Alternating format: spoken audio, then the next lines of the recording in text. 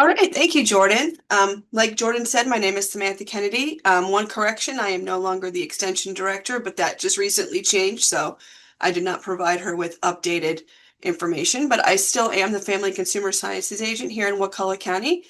If those of you who may not be familiar about where Wakulla County is, if you know where Tallahassee is, we're directly south of that. So we are the coastal county just south of Leon County. And so this is a topic that is near and dear to me because this is a habit that I didn't pick up until just recent years, about maybe 8 years ago. I started doing this, journaling, and I have found it personally very beneficial. So I was excited about being able to share my experience and some other tips with folks who may be interested in doing the same thing. If you already journal in some form, go ahead and put a thumbs up in the chat or a thumbs up on your screen with the reactions. I'm just curious to see who already does it. I'm just going to go ahead and keep going. If you have any questions, just put them in the chat box and we will address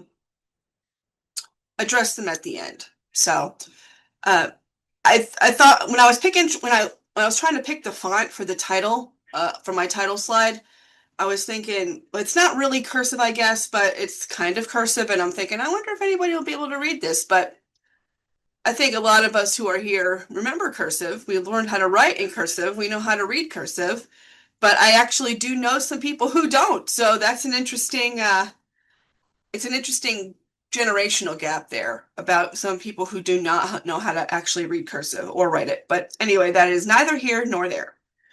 So what is journaling? Well, if you want to talk about just a standard dictionary definition, according to the Cambridge Dictionary, journaling is the act of writing what you have done each day, sometimes including your private thoughts, feelings, and goals. Journaling looks different and is to different people, and its effectiveness is different for different people. So what one person's journaling may not look like what your journaling will or does look like. So here's a broader definition. So journaling is a self-care exercise that involves recording life events and kind of working through feelings and thoughts. It can be a way to kind of declutter your mind. I call it a brain dump. So sometimes at the end of the day, especially if I've had a really hectic day, I got a lot going on up here, I sit down with my journal and I just write stuff out, and I kind of get it out of my head. And once I can get it out of my head, then I stop thinking about it as much. And so I can start to wind down my thoughts a little bit. It can also be a way to cope with stress, anxiety, depression. Once you start writing things down, you can start to organize your thoughts, express and process emotions, maybe identify patterns in the way that you react to things once you've written them down and reanalyze them, or be a way to reflect on ways to improve your overall well-being or ways to improve on how you cope with certain things. So journaling can be very, very cathartic that way. I'm just going to go briefly through several slides about different types of journals. This is not an exhaustive list. There are lots and lots and lots of different types of journals, and some of these may be combined together for some people, depending on what their needs and desires are. The bullet journal is probably my favorite kind. I like to use a bullet journal because a bullet journal can be whatever you want it to be. So this is just an example of a basic one where you have the date, you have kind of tasks and your schedule on there. You might have sections that are built into your bullet journal that have to-do lists or movies that you've seen or books that you've read or just areas to write down your thoughts, things to brainstorm about projects, whatever it needs to be. But bullet journaling is one very popular way to do it. You have art journals. Some people express their emotions through art. And so this is a way for people to express themselves. You have a reflective journal. So this could be where you sit down at the end of the day, or you've done a project, and then you sit down and you kind of write out your thoughts about how things went, what you could have done differently, what went well. There's a gratitude journal. And again, you can incorporate a gratitude page into your bullet journal if you choose to use the bullet journal method. Some people strictly have a journal where they sit down and they write down things that they're grateful for. It doesn't have to be everyday exercise, because sometimes if you force your gratitude, then it's not really gratitude. But if you're feeling especially grateful for something, you can kind of write those things down at the end of the day or whenever during the day if you want to. So there's gratitude journals. There's travel journals. If you are a big traveler and you like to, it's kind of a miniature version of scrapbooking, really. So you have you go to these different places and you have pictures or little souvenirs or something that you might put into your journal and then write about your experiences, about the travels that you've had. So that's one example. Another example of a journal. There's a dream journal. I personally never remember what I dreamed about, so that would really be not helpful for me because I would not be able to remember what to write down in my journal. So, but some people really do find this helpful to kind of process through what their brain was coming up with while they were sleeping. Fitness journal, again, this is another example of a section that it could be a standalone kind of journal, or it could be a section within another kind of journal where you might have a journal that encompasses more than one kind of thing. You have a food journal, which could be sometimes your healthcare provider might actually be asking you to keep one for a while just to kind of help you track your eating patterns or something like that. Some people want to do it, and if they want to make an effort to eat more fruits and vegetables on a daily basis, this could be something that they could keep track of in their food journal. If they really want to track calories or something, that's another thing that they can do. This example just shows like more clean eating kind of habits, the things that they can eat that are quote unquote clean foods. So that's just the example here.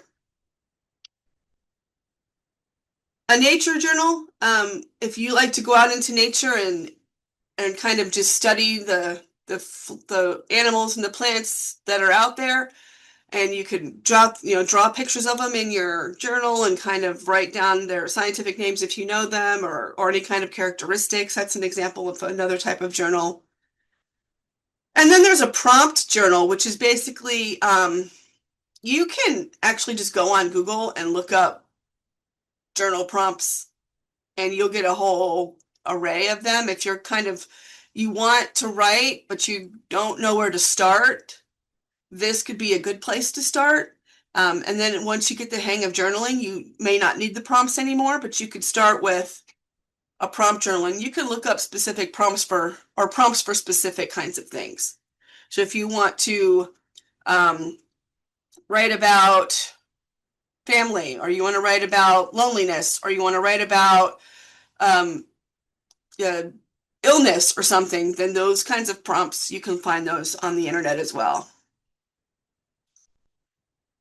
There's a reading journal, this where you can kind of keep track of the books that you read, and just what you thought of the books, whether you liked them or not, just whatever you want to put in there about the books that you read. If you want to go back and revisit what you read, that's kind of a neat way to. I can't remember every book that I've ever read in a year, but if I go back and I look at the reading journal that I have created, I can go back and kind of relive some of those books that I really enjoyed. And then there's a project journal. This is kind of, again, where you have a project, whether it's a personal project or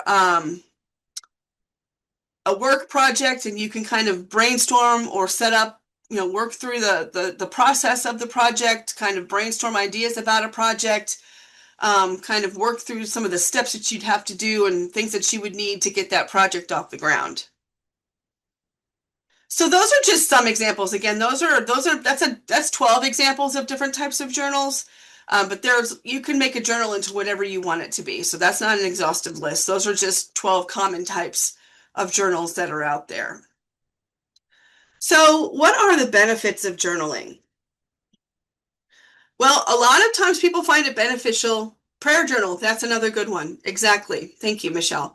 Um, manage anxiety is a is something that when you ask people why they journal, a lot of people will say it's to manage my anxiety.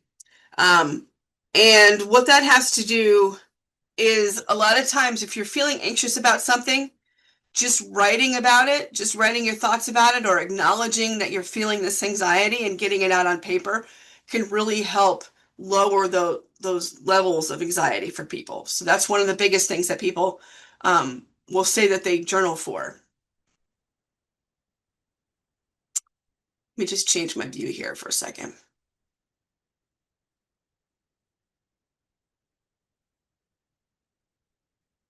All right. Another one would be to reduce stress. And these two can go together. A lot of times a lot of stress is caused by feeling anxious about something. So being able to work through your stress, what caused that stress, what kind of, where you're feeling it in your body, writing that down, talking about, the sources of it can really help reduce the stress just by acknowledging that it's there. Coping with depression, I find personally on my personal experience is that this is very helpful.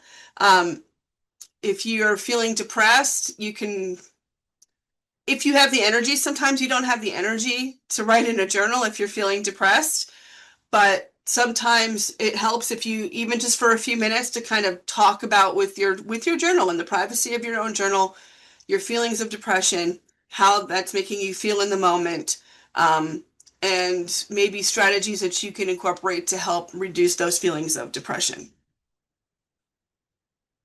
And this is a big one for me, reducing brooding and rumination. I am a gold medal overthinker. I overthink everything all the time, no matter what it is.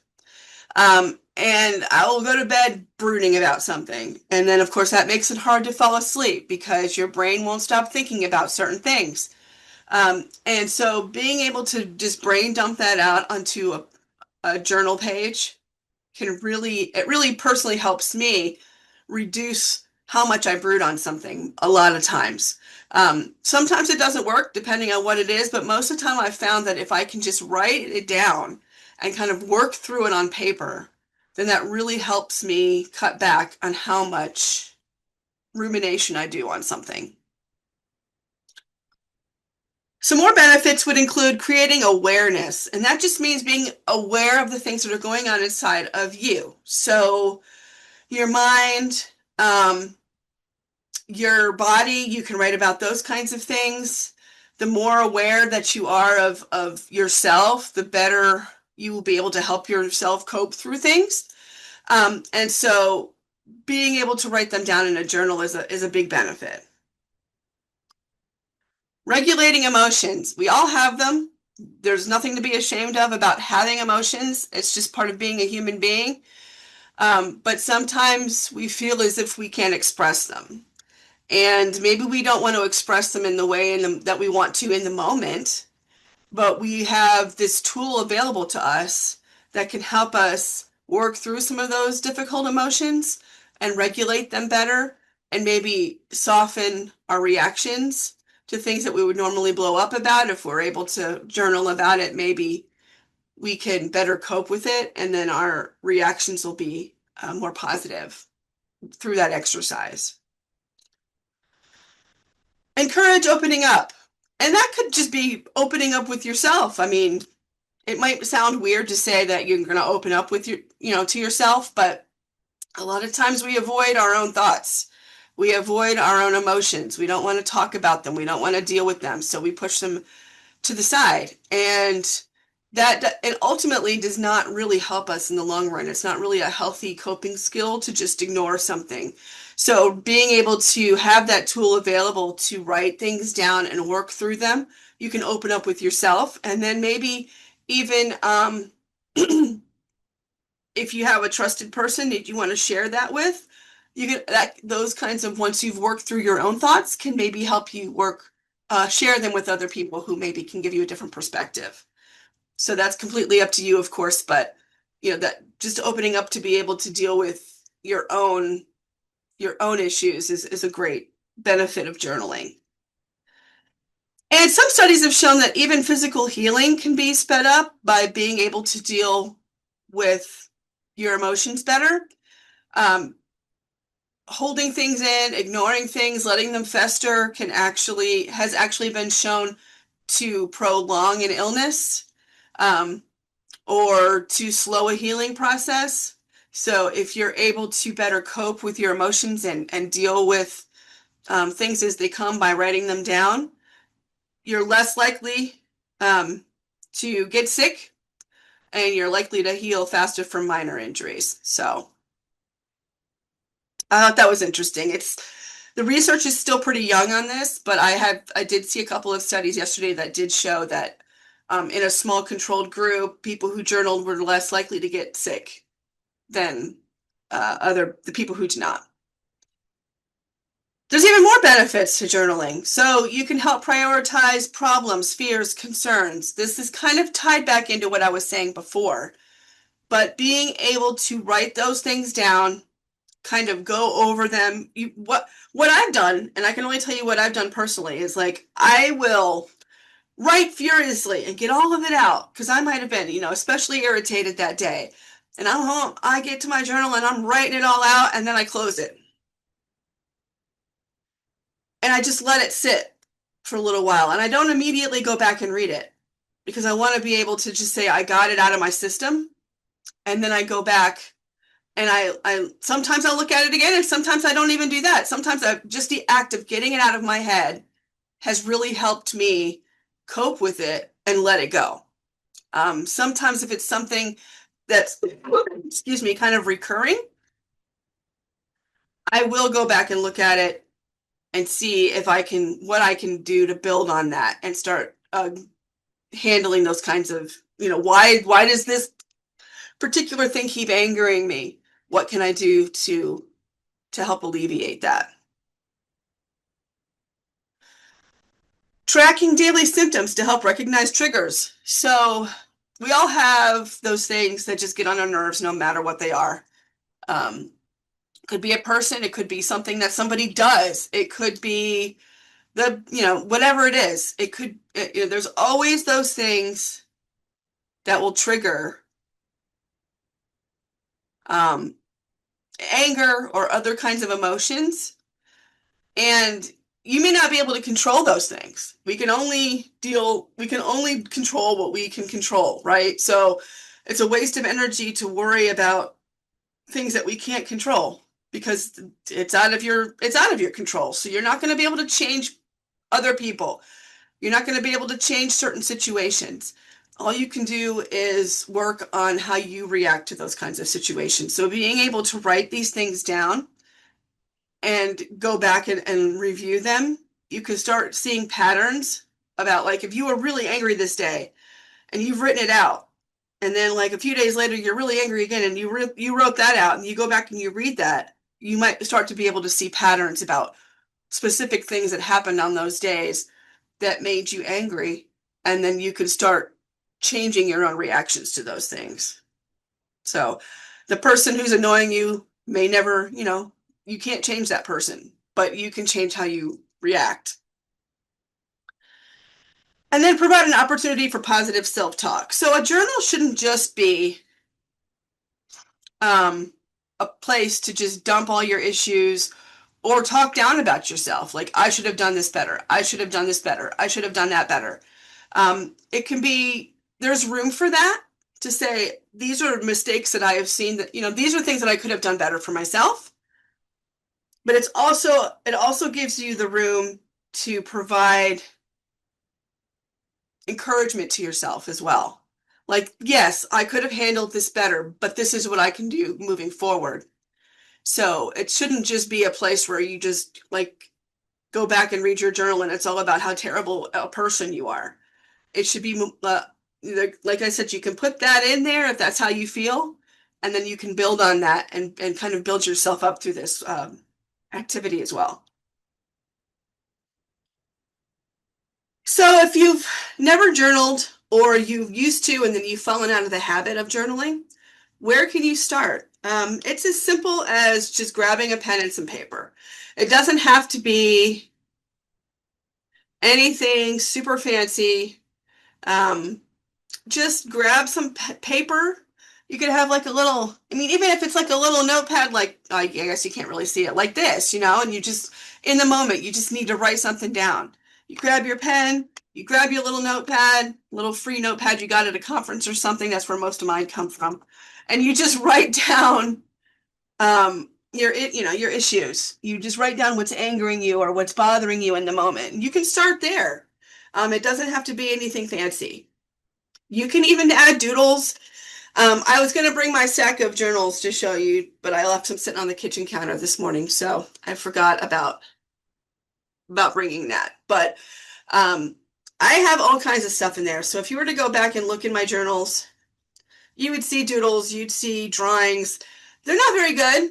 I mean, I'm not going to be an artist. I'm not going to be hanging, the stuff's not going to be hanging in the Louvre or anything. But, sometimes a picture can get across what you're feeling better than words can, or easier than words can, especially if you're not so much of a word person. Maybe you express yourself more creative in different creative ways. So you'd have drawings and you'd have, doodles or colors, or maybe different kinds of fonts that you draw. If you're good at drawing letters, at lettering, you can do that. Make it a habit.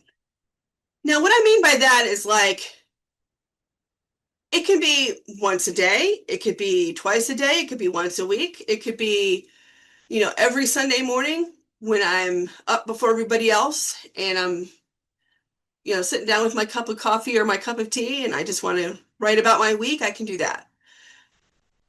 The pitfall would be forcing yourself to do it when you don't feel like doing it. So you're like, oh, I have to journal. Well, then it stops being beneficial, because if you're forcing yourself to do it because, hey, I do it every day and that's what I've told myself I have to do, it stops being beneficial at that point. So you really need to start with a small goal, maybe once a day or maybe even once a week is probably even a better goal if you've never done it before. And then just go from there. And you could always increase or decrease the frequency based on what you need it to be. But don't, I guess what I'm trying to say is don't not journal because you don't feel like it. Like if you feel the need to do it and the fact that you have to write something down is holding you back, then don't write it. Type it instead. Typing might be easier for you. Start a journal on in a Word document. You could do that too. And keep it simple. It doesn't have to be like if you go online, like when I was preparing this presentation and I went online and I'm looking for examples of journals, right? You see all these super beautiful fancy journals with all this wonderful lettering and all this beautiful artwork and washi tape and all kinds of stuff on there. And those are great for that person who's making it, but don't feel like you have to have one that looks like that in order for it to be effective. It's not a competition. Journaling is not a competition. It's not a beauty contest. It's a tool for you to use to help you with self-improvement. It's not a tool to be like, how pretty can I make my journal? Because then you start spending so much time making it look nice, then the actual effort or the actual practice of journaling is lost in the shuffle. That's about how good my doodles tend to be right there. That's not mine, but that's about the height of my talent right there. So that's really kind of what mine would look like. But sometimes just doodling can really kind of help me clear my head. So some tips, you can write on anything. You can go to Michael's, you can go to any store, Barnes and Noble, whatever, and find these beautiful journals. They could be embroidered covers. They could be leather bound with gold edging. All kinds of beautiful, beautiful journals. It's not going to be any more effective than a spiral notebook. If you want to spend money on those kinds of things, because just having that pretty journal is actually beneficial to you, then by all means do that, but it's not necessary to get the benefits of journaling. You don't need to have all the colored markers and all the different kinds of pens and all the fancy paper and all the fancy books and all that stuff. You don't really need any of that because the point of journaling is the process and not the aesthetic. You can go on Instagram and follow bullet journal people and just be like, oh my God, that's the most beautiful journal I've ever seen. But if you look at the content of the pages, now this is their journal and not yours, so maybe it's beneficial to them. Sometimes the content's really lacking because they spent so much effort making it look beautiful. Get creative. You can all kinds of things. You can doodle. You can write poetry. You can write lists. I love lists. I have a list for everything. You can write, to-do lists. You can write lists of books you want to read, movies you want to watch, TV shows you want to watch, places you want to visit, potential names for future pets, like whatever. You can have a list for anything. And sometimes just doing that kinds of brainstorming can just be really, can get you out of your own head a little bit. Keep expectations low. A journal is not a therapist. A journal is not a counselor. A journal can help you work through negative emotions and help you with coping, but it's not going to, if you really need like behavioral therapy or talk therapy, then I encourage you to seek out a therapist or a counselor. But journaling can help you learn more about yourself, but it should not take the place of going to a therapist if you feel if you feel you need to do that. Find a quiet place. It's easier, at least for me, to be in my thoughts and hear my thoughts better and express my thoughts better if I'm in a quiet space while I'm journaling. If you're really good at blocking out external environmental noise, I mean, and you feel the need, like if you're riding the metro in Washington, D.C. and it's full of people, and you're like, but I really feel like I need to write this down in my journal, by all means do that. That's totally up to you. But a lot of times a quiet place allows you to really think about your own thoughts and emotions better. Don't rush yourself. Don't say, well, I don't want to spend too much time on this. It's going to take as long as it's going to take. You can start off with allotting yourself a certain amount of time, but especially if you're new at journaling, I wouldn't say 30 minutes. Like 30 minutes is a long time. If you've ever sat down to journal and you're like, I'm going to take 30 minutes and do it, and then you're done in 5 minutes and you're like, well, I'm not doing this right. There's no right or wrong way to do it, really. But I would start with a smaller time. I'd say 10 minutes. Start with 10 minutes, especially if you're new to it, and go from there, because the more practice you get, the more you're going to realize how beneficial it is and the more time you're going to want to take with it. But at the same time, you don't want to rush and just get through it. If you have stuff, write down everything you want to write down, regardless of how long it takes you. If it only takes you 5 minutes, great. If it takes you 45 minutes, that's great too. But the idea is to get it all out there so that you can feel like it's beneficial to you instead of just a chore. Be consistent with timing. Now, sometimes you'll feel the urge, like something's happened in the middle of the day and you want to write it down just to get it out of your brain. And that's perfectly fine to do. But especially if you're trying to form a habit of journaling, I would encourage you to try to do it around the same time every day, because then it kind of becomes part of your daily routine and you're like, oh, it's journaling time. Oh, a lot of times people like to do it in the mornings when they get up before they start their day. They kind of think about the day ahead, or some people will do it in the evening where they think about the day that just happened and they might be writing thoughts down about the day that just happened. So find a time that works for you. And then use your allotted time. I say this with a little bit of a caveat though, because like if you allot yourself 15 minutes, but everything you want to say you can write in 5 minutes, write in 5 minutes. I mean, you don't need to sit there and force anything out of your head or into your journal just because you've allotted yourself 15 minutes and you have 10 minutes left.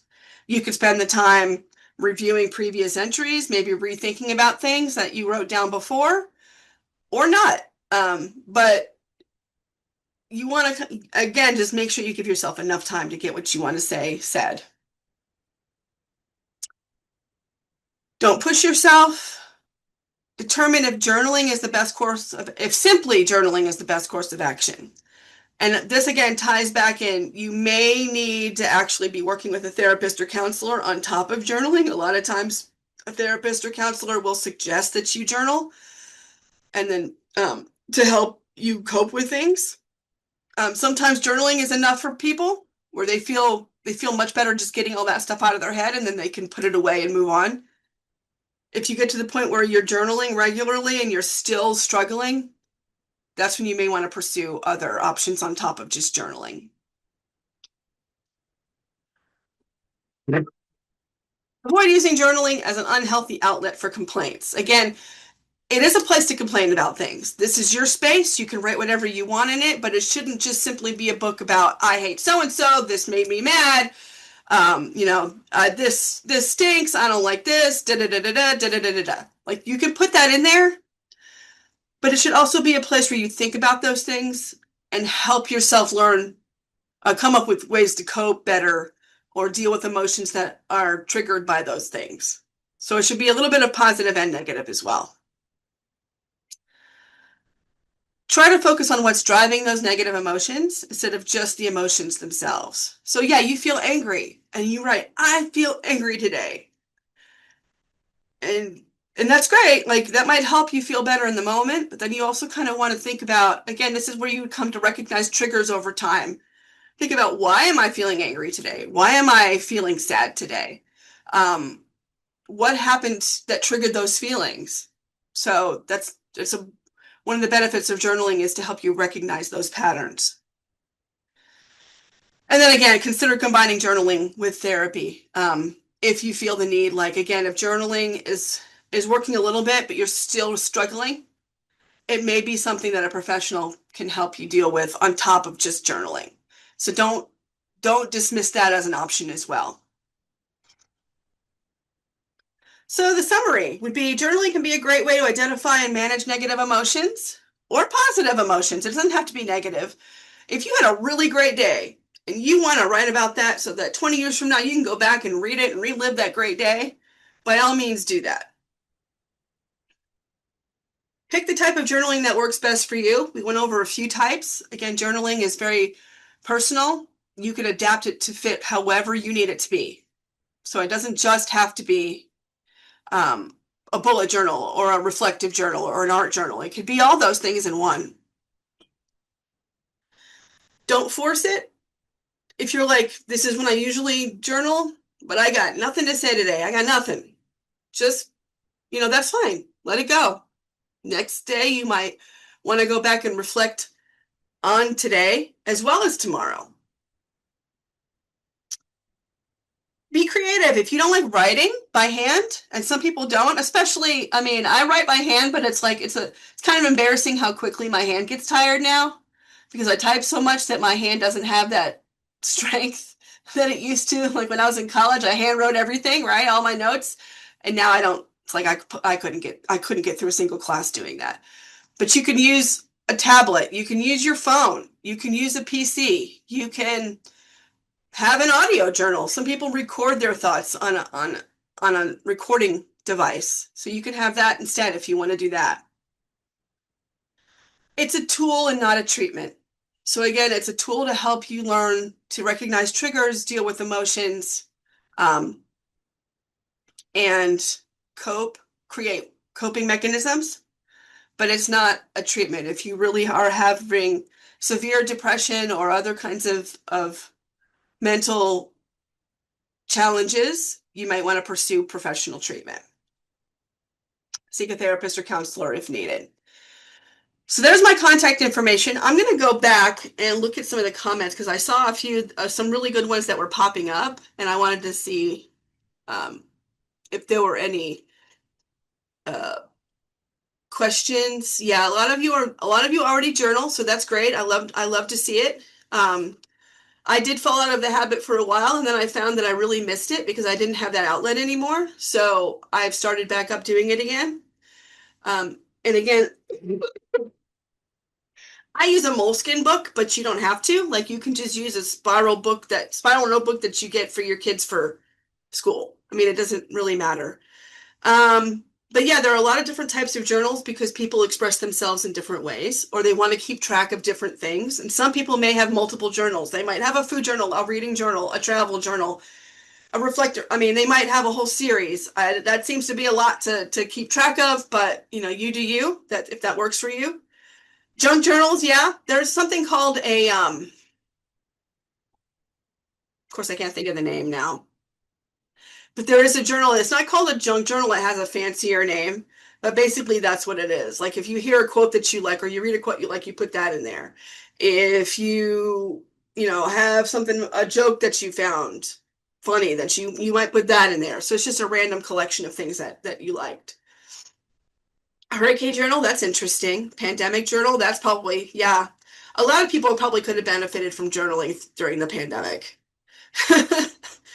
A failure or disappointments journal. I like that. And then you set times to go back and reflect on what those failures or disappointments were. Yeah, that's right in line with some of the things that we were talking about today in terms of just getting it out of your head and then going back and kind of reviewing it and seeing how, you know, whether you need to deal with it or whether it's a one-off thing and you can let it go or how you could better cope with something. Um, let's see. Dollar Tree is a great place to buy notebooks. I mean, you can get they're very inexpensive and they will do the trick in just in a second. But I do like the comment from Christy that said, my handwriting's bad, but I find I'm closer to my thoughts when you're writing by hand. And again, it could be different for different people, but yeah, I feel like handwriting for me also is more effective than typing because I type at work all day long. So it doesn't feel as personal as when I'm writing down with a pen on a piece of paper. But again, whatever works best for you. Um, Here's a question. Is it better to write down your words or can you talk to text on your notes? I don't do the talk to text, but I feel like that would be very similar to handwriting because you're using your own voice to express your own thoughts. And then especially if you go back and listen to your own voice relay those thoughts back to you, I think that could be a very effective way to kind of be in touch with your own emotions and thoughts. So yeah, again, that would be a great way to do it. I don't think one way works better than the other across the board. I think it's very personal depending on what you find the most beneficial. YouTube journalers are cool. Yeah, again, that's what I'm saying. Like, don't go on YouTube and look up, you know, bullet journals and then look at everybody's bullet journals and go, man, I'm never going to have the time to do that, or I don't have the talent to do that. I know I don't, but I have a bullet journal anyway. I make it fit for what I need, and I just sit back and admire other people's talents. But I don't try to compete with them because that's not the point of journaling. It shouldn't be a contest. Length goals rather than time goals. Yeah. Okay. Like you want to write at least 250 words or 500 words or a page or whatever it happens to be. That could be a great goal to have. But yes, don't buy a fancy journal unless you really want to, but find one that you enjoy writing in. That's definitely true. Some paper and pens are not equal. So like I would say get a nice smooth writing pen and some nice paper that works, you know, so that is durable. Because if you're going to write on the front and back, sometimes you can wear out your paper if you get the really super cheap like notebooks. But those will work just as well as anything else in terms of being able to write down your thoughts. Let's see. Um, yeah, and before everybody starts leaving, I just want to say thank you for joining me today. I hope you guys got something out of this. I really was excited about being able to present this to you because I personally find journaling very helpful for me. And so I'm hoping that those of you who already journal will continue, and those of you who don't, maybe start and find some benefit out of it. Don't forget to take the survey that Jordan has shared so that we can get your thoughts about this session and see maybe ideas for future sessions as well. Coloring books is another one. Adult coloring, I tried to get into that, but I wasn't really my thing. But I actually have a friend who just coloring book after coloring book she's filled up. She really loves to do that. She finds that very like therapeutic for her. Let's see. Weekly planners can also be journals as well, so you can have your schedule on there, and then you can also have a place to write down your thoughts and be a little bit more creative with your daily tasks. Fountain pens. If you can actually use a real fountain pen, good for you. I have not gotten that light touch to use a fountain pen. It just ends up like splooging all over the page. So I just use a ballpoint pen or a gel pen. um, but yeah, thank you very much for all of your attention today and all of your comments. I really enjoyed this time with you. And I'm glad that you guys found this beneficial and you can have a few minutes of your lunch break back. So I appreciate it very much.